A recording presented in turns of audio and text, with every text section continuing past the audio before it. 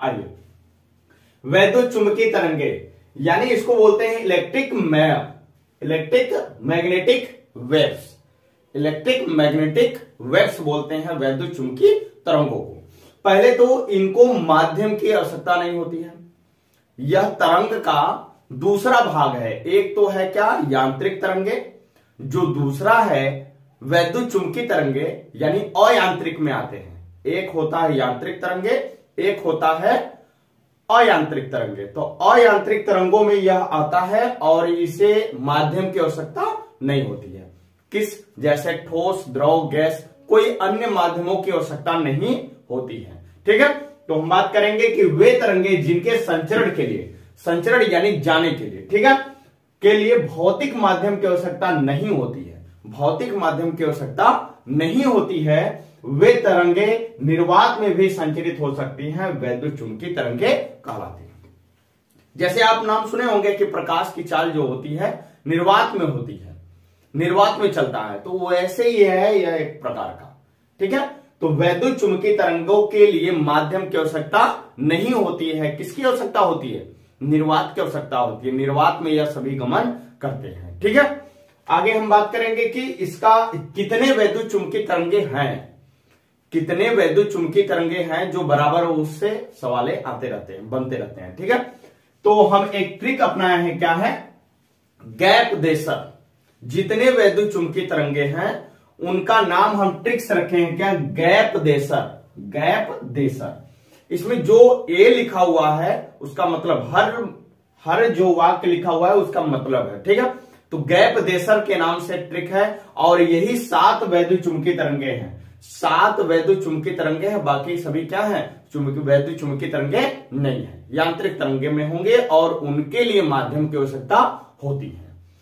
इनके लिए, इन 7 के लिए माध्यम की आवश्यकता नहीं होती है, नहीं पड़ती है। जैसे हम नाम लेंगे, क्या, पहले जी से लिखा हुआ है, क्या, गामा किरणें।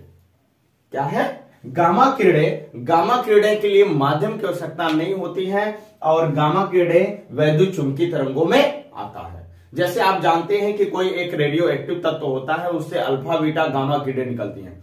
अल्फा प्लस चार्ज प्लेट की तरफ जाता है, अल्फा जो होता है प्लस चार्ज के जैसा व्यवहार करता है, वह जाता है माइनस प्लेट की तरफ।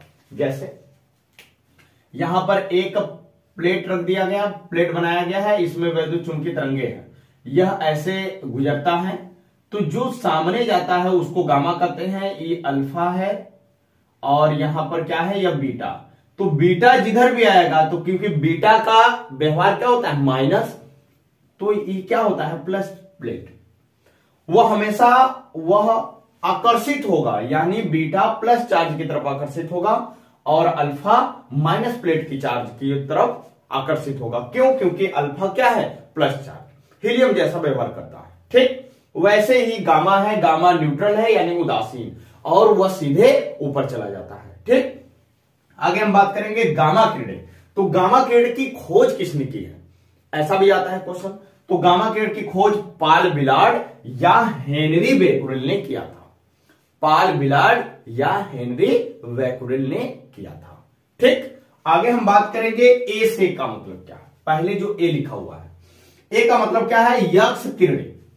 क्या, यक्स किरणें यानी यक्स रे किसे कहेंगे, यानी एक्स किरणें जो एक्सरे खिंचाती है मशीन से, बॉडी का कोई भी पार्ट्स खराब होता है या जिस तरीके से वो एक्सरे खिंचाने के लिए जाते हैं, तो वही एक्स रे जो निकलता है वही किरणें होती है यक्स रे। ठीक, तो यक्स रे जो होता है इसकी खोज किसने किया, डब्ल्यू रांजन ने। कौन किया, डब्ल्यू रांजन ने किया। और इसको हम बोल देते हैं क्या, जैसे एक्स रे बहुत रांजन से गलती से खोज हुआ था, वास्तव में एक्स रे की खोज हुई नहीं थी, यह किसी और चीजों का खोज हो रहा था, एक्स किरणें खोज हो चुकी। ठीक है, तो आगे हम बात करेंगे पी का मतलब क्या है। इसमें पी का मतलब क्या है, तो पी पराबैंगनी किरणें। क्या है, पराबैंगनी किरणें, इसको बोलते हैं अल्ट्रा वायलेट किरणें, जो सूर्य से नुकसान किरणें पहुंचा लेती है। ये इस किरण से हमारा स्किन कैंसर हो जाता है। ठीक है, यह किरणों को ओजोन परत हमारा रोकता है। यही किरणें नुकसान होता है, जैसे कोई ग्रहण लगता है तो कहा जाता है कि जो गर्भवती महिलाएं होती हैं उनको बोला जाता है कि रूम में रहें या किसी तरीके से अंदर रहें, कोई भी प्रॉब्लम मतलब बाहर ना निकले, क्योंकि वो परावैंगनिक किरणों का असर हमारे क्या है स्किन पर और जो बच्चा पल रहा है गर्भ में उसके ऊपर भी प्रभाव पड़ सकता है। ये बहुत खतरनाक है अल्ट्रावायलेट किरणें यानी परावैंगनिक किरणें। जो वेल्डिंग होती है उससे भी यह किरणें निकलती है परावैंगनिक किरणें। तो हम बात करेंगे कि परावैंगनिक किरण की खोज किसने किया? रीटर ने किया था। क्या किया था? कौन? रीटर ने किया था। कभी कभी आता है किताब में लिखा रहता है रीचर या रीटर, रीटर या रीचर। ठीक, अब यहां पर हम बात करेंगे डी पर। इसमें डी क्या है? डी क्या है? दृश्य किरण। दृश्य किरण की खोज किसने की? न्यूटन ने। जो प्रकाश की किरणें श्वेत किरणें है वही दृश्य किरणें हैं, यानी जिसमें किसी वस्तु को हम देख सकते हैं। तो वह कौन बताया? वो न्यूटन ने बताया। और न्यूटन ने बताया था प्रकाश को कण के रूप में, कण के रूप में न्यूटन ने बताया था। ठीक है, इस तरीके से कण के रूप में आइंस्टीन और न्यूटन ने बताए थे प्रकाश को क्या कि कण के रूप में चलते हैं। ठीक, यंग और हाइगेंस एक साइंटिस्ट थे जो प्रकाश को बताए थे तरंग के रूप में चलते हैं। इसीलिए तो माना जाता है प्रकाश द्वैध प्रकृति की होती है। क्या होती है? प्रकाश द्वैध प्रकृति की होती है कि प्रकाश दो तरीके से चलता है, यानी तरंग के रूप में और कण के रूप में। तो कण के रूप में बताया था आइंस्टीन और न्यूटन ने बताया था। यंग और हाइगेंस जो साइंटिस्ट थे वह तरंग के रूप में बताया था कि प्रकाश तरंगों के रूप में चलती है। ठीक, तो दृश्य किरण की खोज किसने किया? न्यूटन ने किया। ठीक, आगे हम बात करेंगे ए आगे जो लिखा हुआ है अगला, अवरक्त किरण। इसको बोलते हैं इंफ्रारेड। जो अवरक्त किरण होती है इंफ्रारेड होती है। इंफ्रारेड वास्तव में होता क्या है? इंफ्रारेड वास्तव में होता क्या है? जैसे आप फोटो खिंचाते हैं या कैमरा होता है, जो कैमरा होता है जैसे रात उत में कैप्चर करता है ना, मतलब कि कोई भी चोर वगैरह जाता है तो उसमें कैमरे से वही अवरक्त किरणें निकलती हैं। अवरक्त किरणें वहां से निकलती हैं और हमें स्पष्ट रूप से इमेज को बनाता है हमारे कंप्यूटर में। ठीक, इस तरीके से मतलब कैमरा जो होता है कैप्चर करता है, जो लेता है फोटो, वह किस रूप में कौन सी किरण छोड़ता है या कौन सी किरण निकलती है वहां से, तो अवरक्त किरण आप याद रखिएगा। इसकी खोज हर्शेल ने किया था। यह बहुत इंपॉर्टेंट क्वेश्चन है। अवरक्त ने किया, अवरक्त की खोज किसने किया? हर्शेल ने किया था। ठीक, आगे हम बात करेंगे सूक्ष्म। यस का मतलब क्या हुआ? सूक्ष्म तरंग। सूक्ष्म मतलब लघु रेडियो तरंग। लघु रेडियो तरंग की खोज किसने किया था? हेनरिक हर्टज ने किया था। कौन किया? Heinrich Hertz. आप नाम सुने होंगे, हेनरिक हर्टज ने। ठीक, आगे यहां पर रेडियो तरंग, आर का मतलब क्या है? यहां पर दीर्घ रेडियो तरंग। दीर्घ रेडियो तरंग। लघु मतलब सूक्ष्म है, माइक्रो, और यहां रेडियो का मतलब क्या हुआ? दीर्घ रेडियो तरंग। इसकी खोज किसने किया? मार्कोनी ने किया था। किसने किया था? मार्कोनी ने किया था। दीर्घ रेडियो तरंग की खोज मार्कोनी ने किया था। एक बात और याद रखेगा, जैसे पूछता है कि वैद्युत चुंबकीय तरंगों की चाल कितनी होती है। वैद्युत चुंबकीय तरंगों की चाल कितनी होती है? इन सभी किरणों की चाल प्रकाश की चाल के बराबर होती है। प्रकाश की चाल निर्वात में कितनी होती है? 3 × 10⁸ मीटर पर सेकेंड। इसको कौन बताया था? तो रोमर नामक एक साइंटिस्ट ने बताया था। रोमर प्रकाश की चाल निर्वात में सबसे पहले बताने वाला कौन था?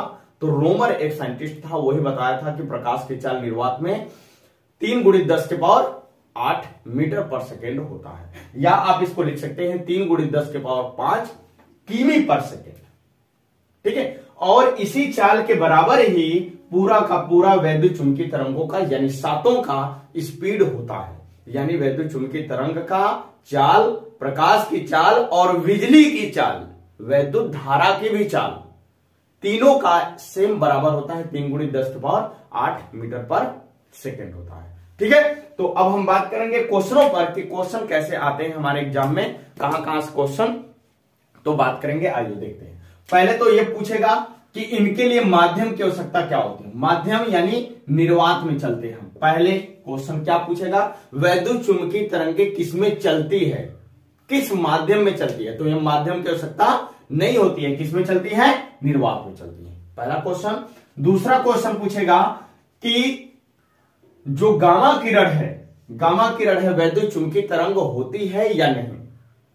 ठीक, सबसे इंपॉर्टेंट क्वेश्चन अभी हम बताएंगे। आप वीडियो को बने रहिए, देखते रहिए, आप अच्छे से समझिए, क्योंकि यहां से क्वेश्चन बराबर आते रहते हैं। 3-4 क्वेश्चन, 3-4 इसमें पॉइंट देकर आपसे पूछेगा सबसे ज्यादा आवृत्ति किसका होता है, सबसे ज्यादा ऊर्जा किसका होता है, सबसे ज्यादा तरंगदैर्घ्य किसका होता है, ऐसे क्वेश्चन आता है। तो हम बात करेंगे, पहले क्वेश्चन पर चल रहे हैं। तो वैद्युत चुंबकीय तरंगों के लिए निर्वात की आवश्यकता होती है, लेकिन माध्यम की आवश्यकता नहीं होती। पहला क्वेश्चन, गामा किरण की खोज भी पूछा जाता है। तो पाल विराड आ जाएगा तो ठीक है, नहीं तो हेनरी बेकुरेल को मारेंगे, उसमें एक ही देगा। ठीक, उसके बाद आगे सभी की खोज आती है। इनके क्या है कि अब पूछा जाता है कि इनका जो तरंगदैर्घ्य और आवृत्ति और ऊर्जा कैसे होती है। तो हम बात करेंगे सबसे ज्यादा तरंगदैर्घ्य, यानी सबसे ज्यादा तरंगदैर्घ्य किसका होगा, तरंगदैर्घ्य यानी लेमडा। लेमडा सबसे ज्यादा किसका होगा, यानी रेडियो तरंग का सबसे ज्यादा क्या होगा, तरंगदैर्घ्य होगा। तो सबसे कम किसका होगा, गामा किरण का होगा। ऐसे ही 4 क्वेश्चन दे दिया, 4 ऑप्शन, दृश्य किरणें, अवरक्त किरणें, सूक्ष्म तरंग, रेडियो तरंग, दीर्घ रेडियो तरंग या दीर्घ। यहां से जब पूछेगा 4 में से, तो आपका सबसे ज्यादा कौन है, तो रेडियो का। सबसे कम कौन है, दृश्य का। ऐसे ही इन चारों में से कोई दे देगा। तो इसीलिए ट्रिक बनाए हैं हम इसका।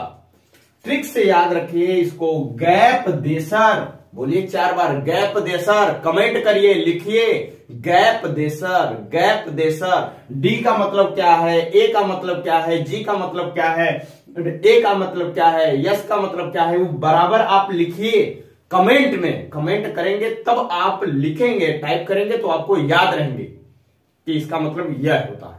ठीक है, तो सबसे ज्यादा तरंगदैर्घ्य किसका, दीर्घ रेडियो तरंग का। सबसे कम तरंगदैर्घ्य गामा किरण का।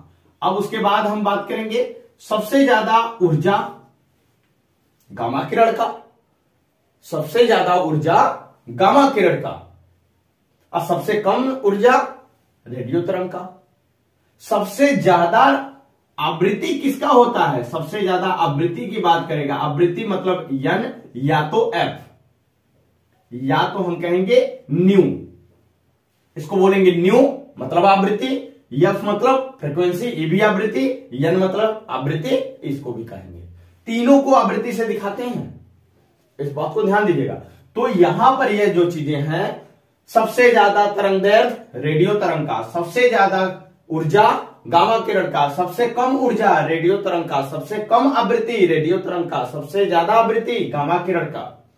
यहां से तीर हम दिखाएं, मतलब इधर से इधर की तरफ जाते हैं तो तरंगदैर्घ्य का बढ़ता है, ऊर्जा घटती है। जब इधर से हम इधर आएंगे तो तरंगदैर्घ्य क्या हो रहा है, यहां पर कम होता जा रहा है। ठीक, आवृत्ति मतलब तीर जिधर दिखाए हैं उधर की तरफ हम आएंगे तो उधर सबसे ज्यादा वो चीजें होती हैं। ठीक है, तो इस बात को ध्यान दीजिएगा। तो यहां से इतने क्वेश्चन इस तरीके से आते हैं, खो जाता है, प्रकाश की चाल पूछा जाता है, और पूछा जाता है वैद्युत चुंबकीय तरंगों की चाल कितनी होती है, और इन सबों का यूज पूछा जाता है, अवरक्त किरण का प्रयोग पूछा जाता है, परावैगनिक किरण की खोज, जितने भी हैं सभी इंपॉर्टेंट है। एक महत्वपूर्ण एकदम टॉपिक लेकर आए हैं, एकदम धांसू। ठीक है, तो ये पूरे के पूरे क्वेश्चन आप याद रखें। जो लिखा हुआ है इसमें केवल इतना याद रखना है कि निर्वात में वैद्युत चुंबकीय तरंगें चलती हैं, लेकिन इसके माध्यम की आवश्यकता नहीं होती, इसको माध्यम की आवश्यकता नहीं होती। ठीक है, तो यह वीडियो आप समझ चुके होंगे। हम आशा कर रहे हैं कि आपको ये वीडियो बहुत अच्छे तरीके से हम समझाएं और आपको आ गया होगा भाई।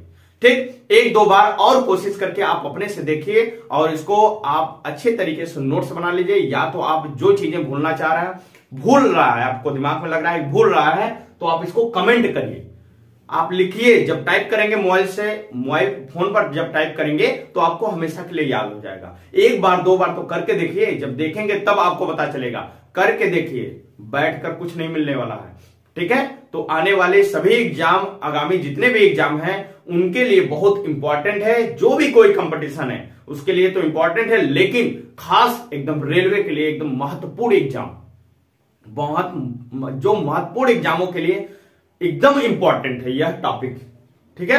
तो ये वीडियो देखने के लिए आपको धन्यवाद, और ज्यादा से ज्यादा लोगों को आप अपने मित्रों में इस वीडियो को शेयर करिए, ठीक है। जय हिंद।